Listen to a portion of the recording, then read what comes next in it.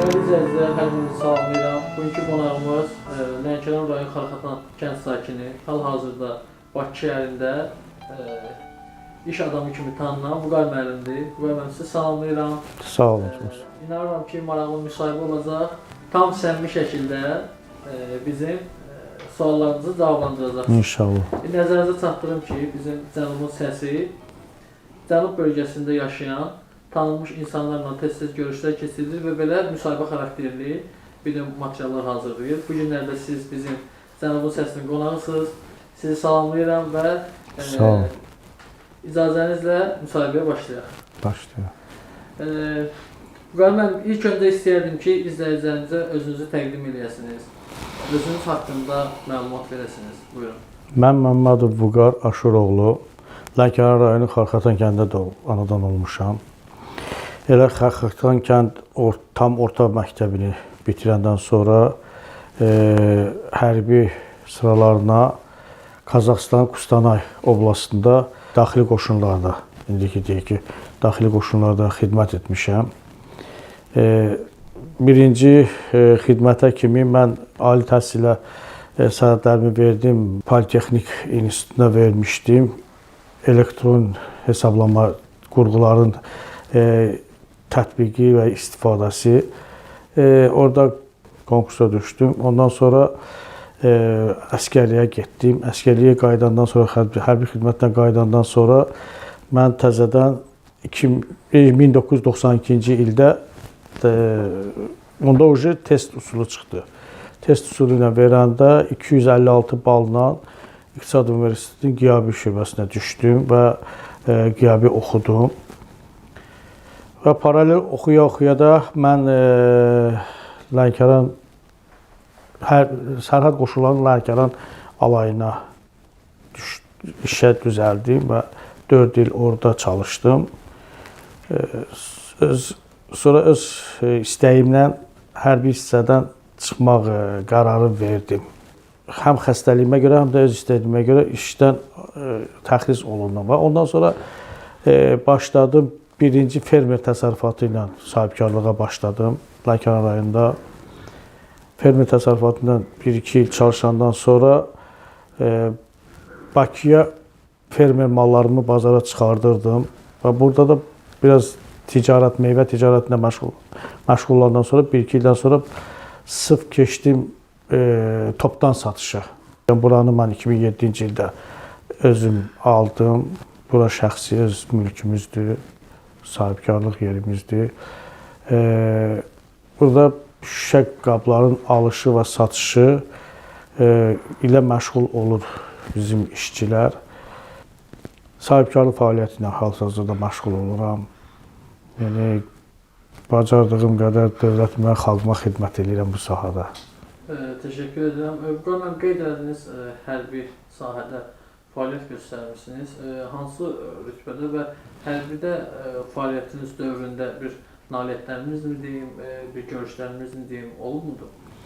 Hərbidə mən xidmət eləmişəm mühəndis istehkam qurğularının istismarında. Yəni, o da əsas sərhədi təmir etmək deməkdir də. Sərhəddə olan qurğuları biz quraşdırırdıq və onun istismarına nəzarət edirdik. Qısa müddət 4 il işlədim mən orada, gizir kimi çalışdım.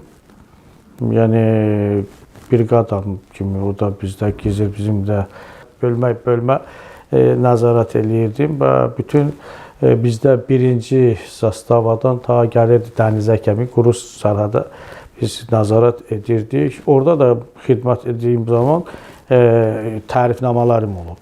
İndi necə, orada hərbiçi dostlarınızla əlaqələriniz varmı? Yəni, görüşürsünüzmü bir hərbi işləyən bir işçi kimi?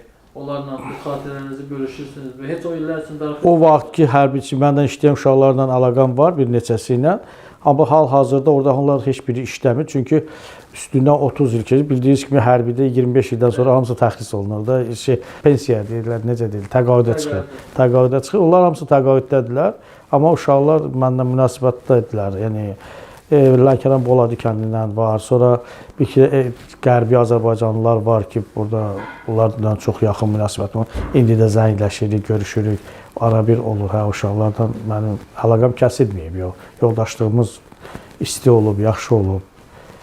Daha sonra sahibkarlıq fəaliyyəti ilə məşğul olmağa başlamışsınız. Hal-hazırda bu işi daha da genişləndirmişsiniz və bir çox insanlar sizin yanınızda fəaliyyət göstərirlər və bu çox sevindirici haldır ki, bizim üçün də Cənub bölgəsindən belə bir sahibkar var və onun çoxlu işçiləri var. Sahibkarlıqda ilk addımlarınız necə olub və bu hal-hazırda sahibkar kimi fəaliyyətinizdən biraz geniş danışardınız, biraz necə deyəlim, adınız ki, alqı-satqı işləri bizə gedir.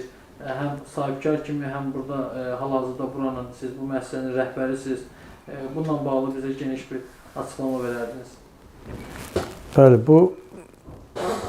bu işdən mən hardasa 2011-dən sırf bu işdən məşğul oluram. Ona kimi mən də dediyim kimi parakəndə ticarət olub və sonra toptan satış ticarətlə məşğul olub. Xətai rayonunun Nigar Rəfibəyli küçəsi, indiki mübarək restoranla üzbəüz, orada 120 kvadratlıq mini market mi deyək, onu 4-5 il orada çalışmışam və sonra da keçmişəm 2011-dən bu işə, sahibkarlığa böyütmüşəm, inkişaf etdirmişəm. Bəli, mən işimi, sənətimi sevirəm və bununla çox insanlara xeyir verməyi, dövlətimizə xeyir verməyi, əgər bacarıramsa, çox bununla özümə şərəf duyuram mən. Bəli. Bir şey mənim gözümdən qaçmadı. Burada işçilərinizlə münasibətiniz çox yaxşıdır. Yəni, mən hiss elədim ki, müdir-işçi söhbəti burada yoxdur. Yəni, həm bir rəhbər olaraq işçilərinizlə münasibətiniz çox yaxşıdır. Yəni, bunu necə əldə elədiniz? Bu səmiyyət hardan yarandı? Doğrudan da belədir. Biz elə fəhləlikdən bu işə başlamışıq. Biz özümüz də fəhlə olmuşuq. İnsan əgər işçisinin qədrini bilməzsə, o insan heç vaxt irəliləyə bilməz. Elə bütün nailiyyətlərimiz elə oradan başlayır ki, biz işçilərimizi dəyərləndirməyi bacarırıq. Onların bütün problemlərinə, yəni hər bir insanın problemini bir insan həll edə bilməz. Çətin vəziyyətlərdə yanında olmaq, müəyyən qədər maddi, mənəvi dəstək olmağı bacarmışıqsa, ona görə biz çox şərəf duyuruq. Allaha çox şükür edirəm. Mən bunu bacarıramsa, çox özümə fəxr edirəm. Biz olan məlumata görə siz həm Azərbaycan Jurnalistlər Birliyinin üzvüsünüz və mətbuatla sıx əlaqədəsiniz və bir çox media orqanları sizə fəxri fərmanlar, fəxri diplomlar, fəxri mükafatlar veriblər. Biraz da bu yöndə fəaliyyətinizdən və mətbuatla əlaqələrinizdən bizə danışardınız. Bəli, mən mətbuatla sıx əlaqə olmağımın gündəlik siyasi gedişləri, dünyanın gedişinə görə çox maraqlı bir insanam. Bizim ulu öndərin vaxtından istər indiki bizim cənab prezidentimizin həmişə yanında olmağa çalışmışam.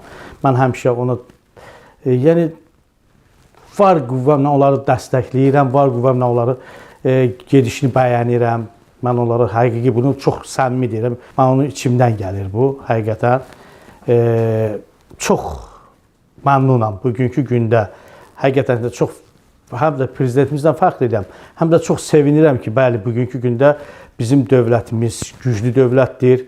Biz, xalqımız böyük bir ləkənin altından çıxdı.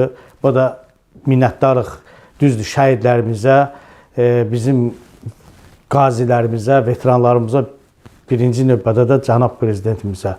Bəli, o idarəçilik olmasaydı, o qüvvəni düzgün idarə edən olmasaydı, bəlkə də biz bu uğuru qazana bilməzdik.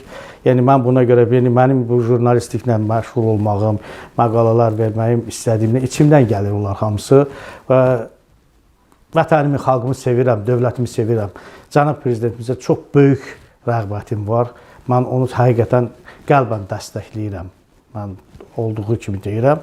Qüsursuz yer yoxdur. Avropanın ən güclü bir dövlətini də götürsən, içərisinə girsən, onların da öz qüsurları var, çatışmayan cəhətləri var.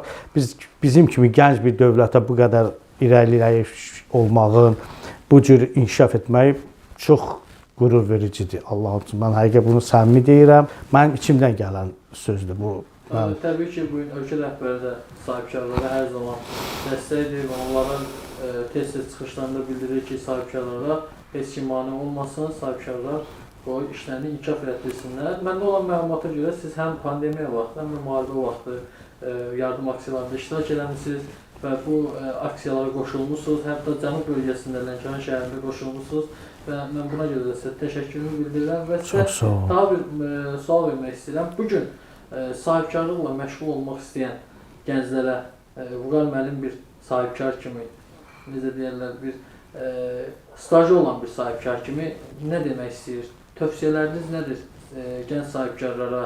Ümumiyyətlə, bizneslə məşğul olan gənclərimizə Vüqar müəllimin tövsiyələri necə olar?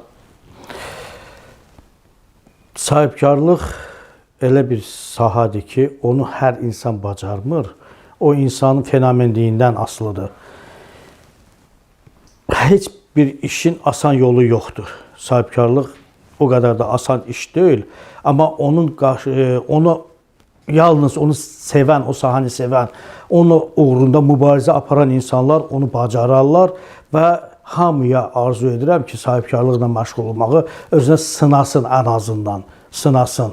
Əgər bacarırsa eləsin, dövlətin sütunu, iqtisadiyyatın sütunu sahibkarlıqdır. Hər bir dövlətin dirəyi sahibkarlardır. Yəni o balaca bir çöp kimi də dayaq ola bilər, iri sahibkar dövlətin bir özəyi kimi ola bilər. Yəni bizim bir sadalamaq istəmirəm, siz hamınız Azərbaycan dövlətinin vətəndaşları kimi biz bilirik ki, yəni Azərbaycanda nələr var. Yəni böyük sahibkarlar, böyük dövlətlər, holdinglər dövlətə çox böyük dəstəkdirlər. Yəni arzu edərdim ki, və təbii ki, onu idarə edən sahibkar fəxri vətəndaşdır, dövlətin fəxri vətəndaşıdır. Onlar öz gördüyü uğurları ilə çox fəxr edirlər. Mən kiçik bir sahibkar olduğuma görə nə qədər fəxr hiss edirəmsə, deməli, onların böyük fəxri. Deməyim odur ki, deyir, general olmaq istəməyən əskər də deyil. İnsan gərək həmişə irəli getməyə çalışsın. İrəli getmək üçün də daimən gərək mübarizə aparasan. Çətinliklərdən qorxmayasan. O vaxta kimi onun rahatçılığını duyasan, hiss eləyəsən. Mən onlara tövsiyəm budur ki, yalnız mübarizə aparsınlar. Birincisi sınasınlar. Əgər alınırsa onun uğrunda mübarizə aparsınlar. Sahibkarlıq gözəl duyğudur, gözəl hissdir. Cənub bölgəsinin, mən deyərdim, Dilbər Gülşənliyinin olan Lənkəran rayonu Xalqadan kəndindəsiniz və istəyərdim ki, kənd haqqında, kənddəki gənclik illəriniz haqqında, dostlarınız haqqında, orada maraqlı xatirələrinizdən istəyərdim biraz danışasınız. Bəli, kənd, biz orada doğulmuşuq. Dediyim kimi, əsgərlik vaxtına kimi elə müntəzəm Lənkəran rayonu Xalqatan kəndində böyümüşəm. Və əsgərlikdə gedib 2 ildən sonra ara sıra Bakıda yaşaya-yaşaya kəndə gedib. İndi də əlaqələrim əlbəttə ki, çoxdur kənddə. Qohumlarımız hamısı yaşayırlar indi də. Hamının xeyir işində, yəni şər işində, demək ki, xeyirlə şər qardaşdır. Hamısında iştirak edirəm. Kəndlə xatirələrim çoxdur. Onları deməklə indi bu dəqiqə vaxt çox lazımdır yəqin ki ona. Sinif yoldaşlarımdır, uşaqlıq dostlarımdır, bacı qardaşlarımdır, yaxın qohumlarımdır. Onlarla tez-tez dənizə, Lənkəran dəniz qırağıdır, bilirsiniz. Dənizə çimməyə gedərik, balığa gedərik uşaqlarla. Ondan sonra dağlara gəzməyə tez-tez ekskursiya eləyərdik. Əsasən payız vaxtında, bundan sonra bizim dağlarda payız meyvələri, gilə meyvələri çıxan vaxtları qrup uşaqları yığardı, biraz özümüzü azacıq yeyib içmək, gedirdik dağlara, gəzirdik. Çox gözəl duyğulardı, o vaxtın duyğuları. Sözün düzü çox dərinə gəlsəm kövrələrəm. Burnumun ucu göynəyir o vaxtlar üçün, o çağlar üçün. Bəli, hər vaxtınız da ləzzəti var, amma o vaxt qayğısız vaxtlar idi. Sovet hökumətinin bir vaxtı idi ki, heç kəs heç nəyi düşünmürdü. Elhamdülillah, şükür Allah, mən də indi heç bir maddi sıxıntım yoxdur. Allaha çox şükürlər olsun. Yəni, belə bir problemimiz yoxdur. Amma o zamanki duyğular, hisslər doğrudan da xatırlayırsan, nostalji hisslər adama çox böyük qürur verir. Bəli, hisslər oyananda adamı duyğusulanırsan. İstər-istəməz. Buyurun.